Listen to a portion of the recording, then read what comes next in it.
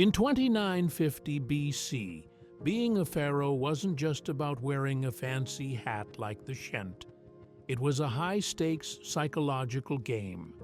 You had to convince every single person in the valley that if you didn't sit on that golden chair, the sun would simply refuse to get out of bed in the morning. No pharaoh, no sunrise. Talk about job security. Pharaohs didn't do small. They suffered from massive architectural ego. They started building mastabas, flat-roofed tombs that were basically a permanent way of saying, I'm planning to be even more annoying and demanding in the afterlife than I am now. It was luxury real estate for the dead. Imagine your boss is literally a god. When Pharaoh Horus asks you to move a 10-ton block of limestone during your lunch break, you can't exactly go to HR and complain. The divine living God told me to do it is a pretty hard argument to beat in a performance review. Temples back then weren't just for quiet prayer. They were the first ever corporate headquarters. They didn't sell lattes, they sold divine protection, and business was booming. It was a brilliant business model. Pay us grain now, or the gods might get grumpy later. Meet the nilometer, the taxman's best friend. This stone pillar measured the river's height. If the water was high, the taxes went even higher.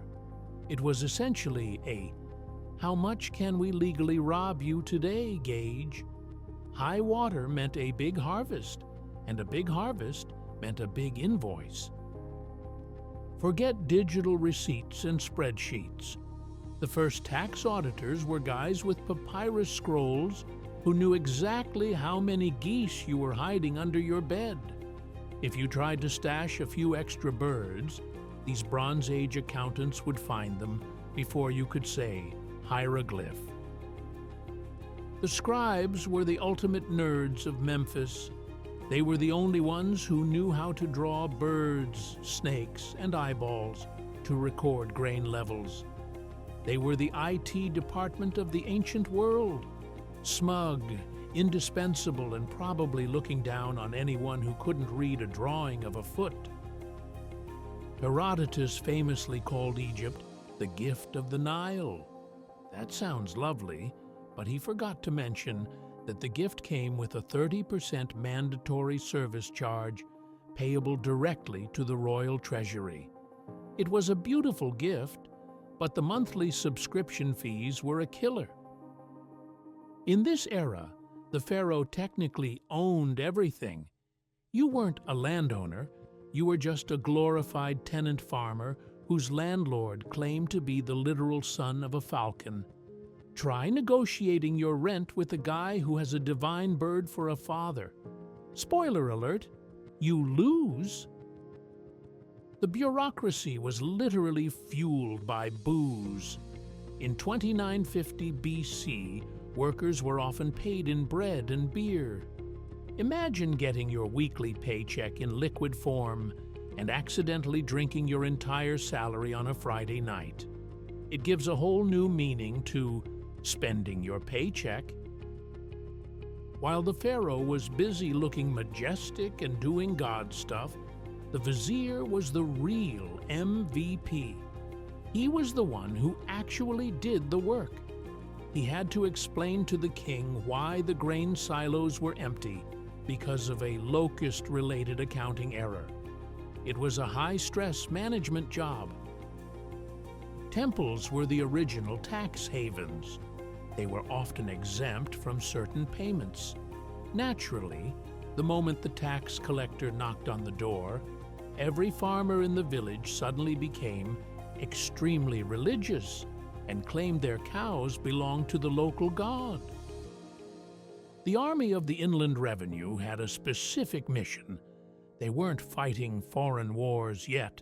They were mostly making sure farmers didn't accidentally lose half their harvest in a mysterious hole in the ground. They were the muscle behind the grain collection. Standardized measures were based on the royal cubit, which was the length of the pharaoh's forearm. If the pharaoh had short arms, you were getting absolutely ripped off on your linen orders. Imagine the economy changing every time a king with different-sized limbs took the throne. Every coronation was a massive national party. It was all fun and games, free beer and music for everyone, until you realized the entire festival was funded by your own taxes.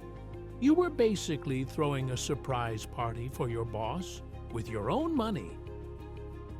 The afterlife was the world's most expensive subscription service. Wealthy people spent their whole lives paying priests to ensure their ka, or soul, had enough snacks in the tomb. It was basically a 50-year insurance policy just to make sure you had bread in the underworld. Every 2 years, the following of Horus took place. The king would travel the country to count every cow in existence. It was the ancient version of a pop quiz you didn't study for. If you had an unrecorded calf, the scribes were going to have questions.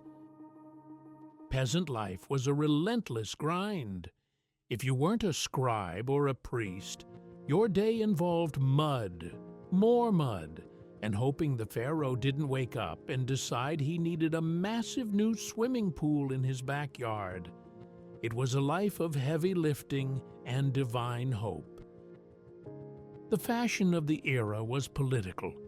The red crown of the north and the white crown of the south were joined together.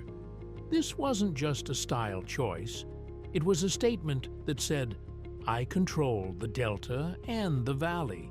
That means you owe me twice as much." By the end of the first dynasty, the blueprint was set for the next 3,000 years. The king is a god, the temple is the bank, and the scribe always takes his cut. Welcome to civilization. It hasn't really changed that much, has it?